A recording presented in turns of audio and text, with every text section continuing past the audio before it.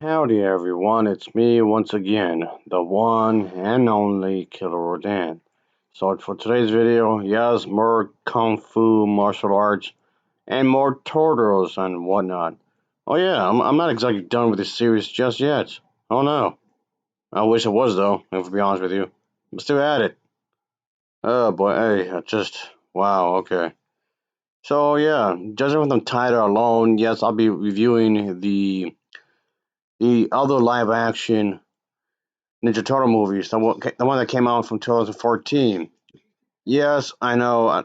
Judging from this alone, I can already tell you that I know that people are gonna be cringing at this movie because a lot of people, especially the fan base, are gonna be acting like this is like the one of the shittiest, most god awful movies of all time.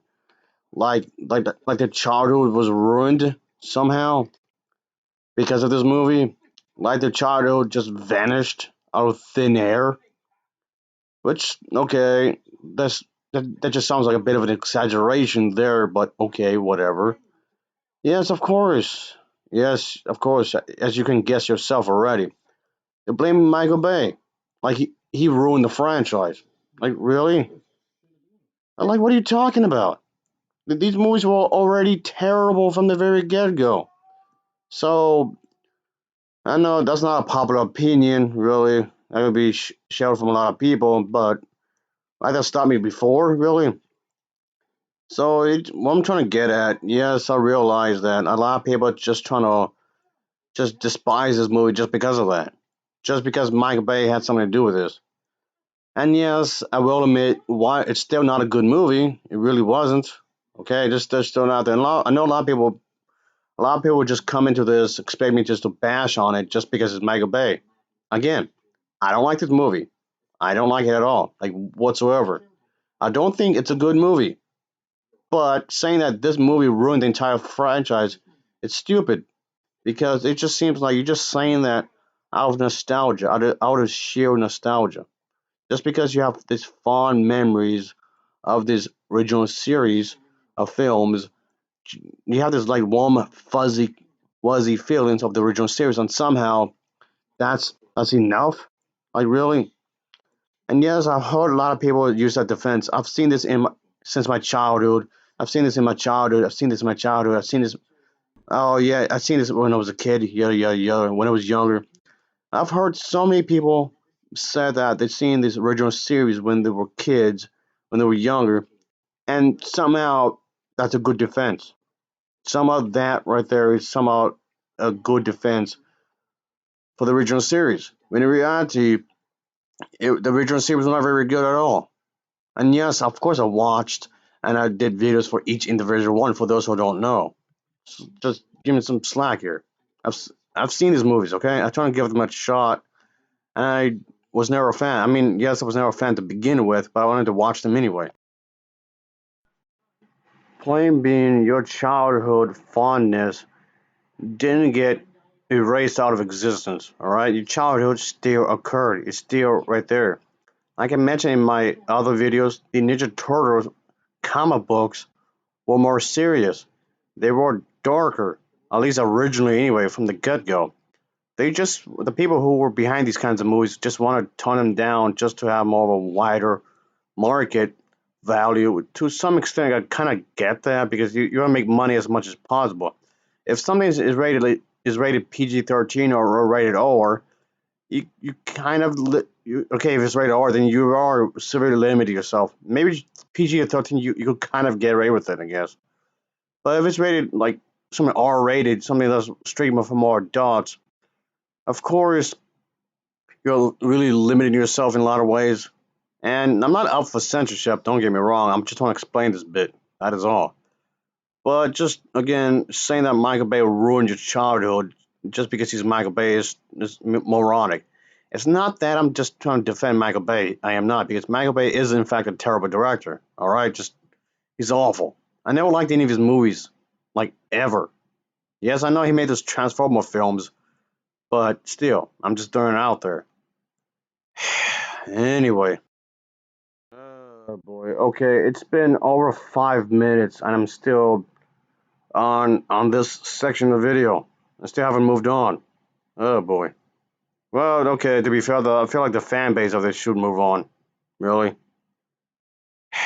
Okay, I know some people out there just want to rely on nostalgia to feel better, which in itself doesn't necessarily have to be a bad thing per se, but if you're gonna allow it to consume you, then yeah, there might be some problems with it.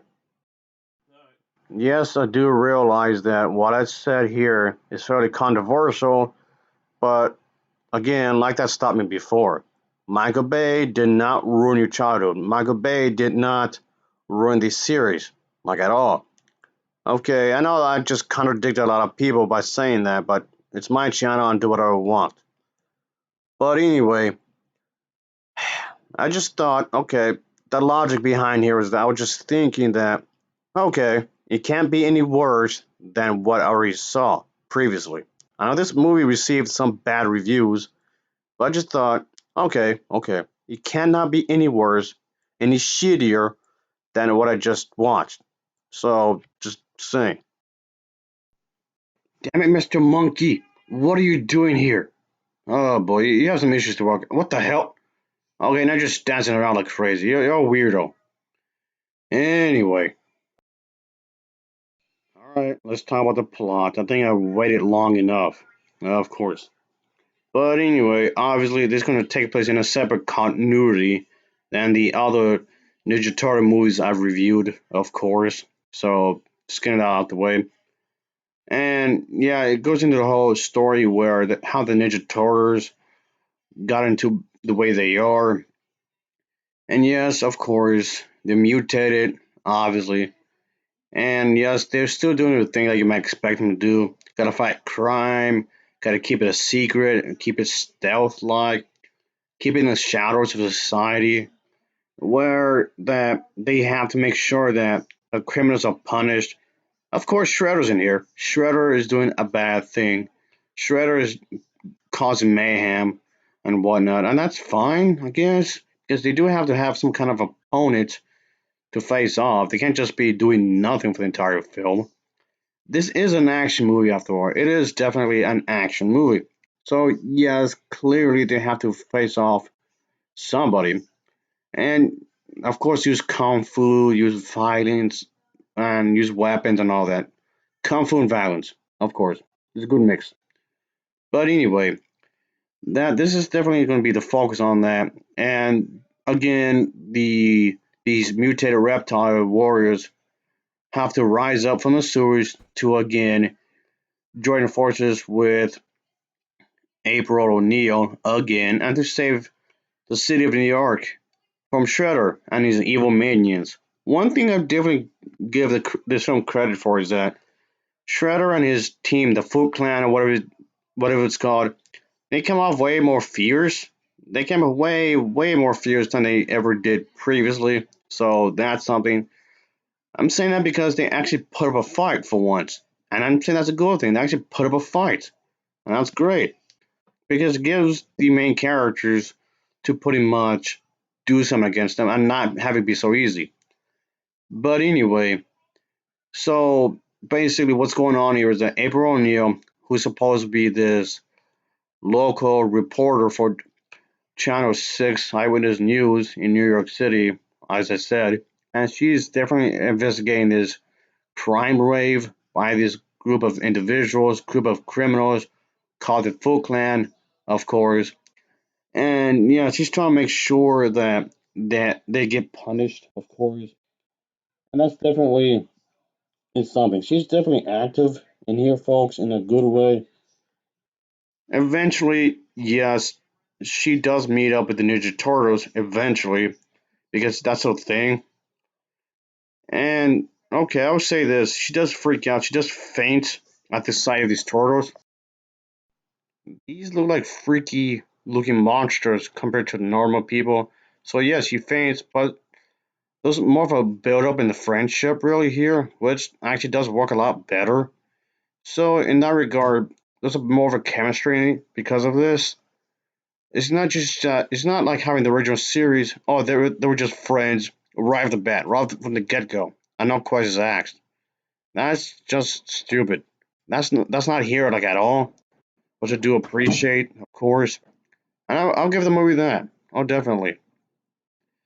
And as I was saying, is that also include the fact that what the hell, Mr. Monkey, just go and get. I'm trying to finish this video.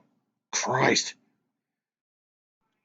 What I was saying is that they definitely trying to add a bit more context to their backstory as to compose the original movies, which hardly explored anything really. I mean, okay, it's hardly explored here as well. It's still a lot of stuff here is still really vague. A lot of ways, like the experimentations in laboratories and whatnot. Sure, that's still kind of the problem here because a lot of the backstory is still kind of vague. But what I'm trying to say is that here it's nice to have nice bits of detail thrown in here to make it more, I guess, make more sense. Kind of, I suppose. But what I'm saying is that there's still a bit of effort in that regard, in some ways, I suppose. Anyhow, well, I can definitely say that. And of course, we get to see that, yeah, there's still the rat, obviously, and who's supposed to be the father.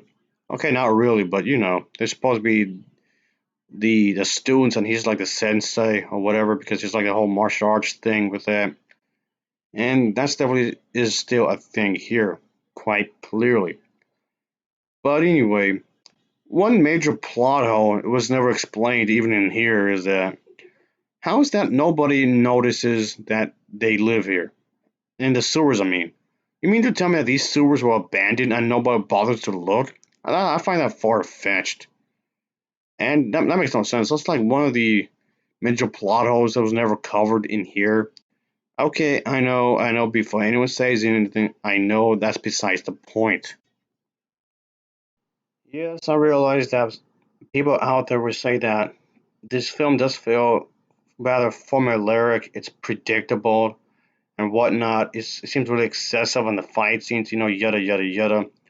Like the original films weren't. Like the original films weren't predictable. Like all the other Ninja Turtle movies I reviewed already.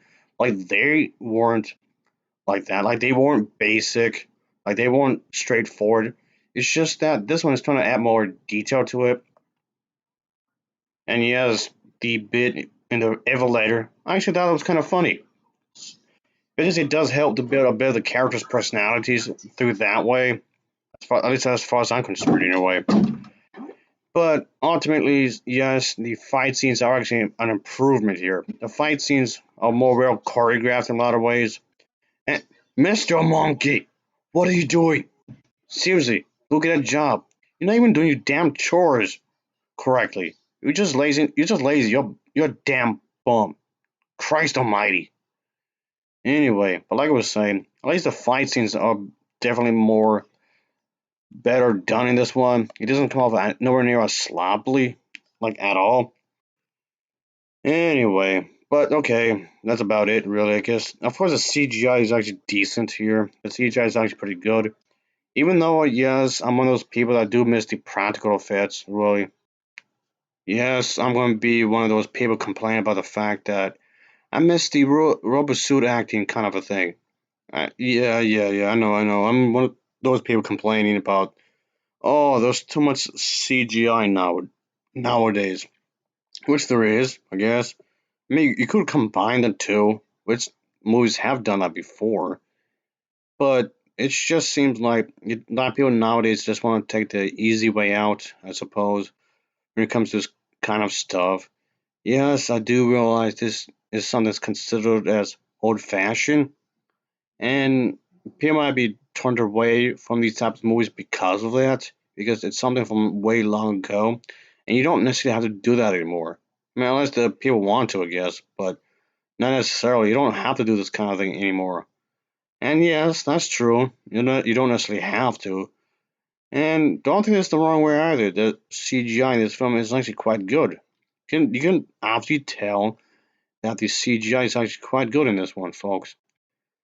But unfortunately, again, the story doesn't quite work because a lot of this has what I would call plot contrivances.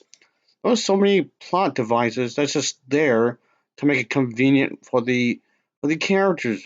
So if anything, it felt contrived in a lot of ways. And yes, that was the movie experience for me, obviously. I mean, yes, I know it does seem like there's more care put in this. There's quite a few camera angles that seemed really good. Okay, the entire film was good actually. The entire film looks really well choreographed, not just the fight scenes. You can tell that the people behind this definitely had a vision, of course. You can tell that the people who made this definitely placed a lot of effort into this. There's a lot more care in comparison to the other stuff I've reviewed. And yes, I do realize that it seems like I'm giving this a lot of credit, which I am. But it's not a good movie still, not really. But again, in comparison to the other films I've reviewed, it's definitely an improvement. I know that's a controversial opinion because I know a lot of people out there just want to stick to the original films just because, like I said earlier, they're looking at this through their nostalgia goggles. That's what this is, through their nostalgia goggles.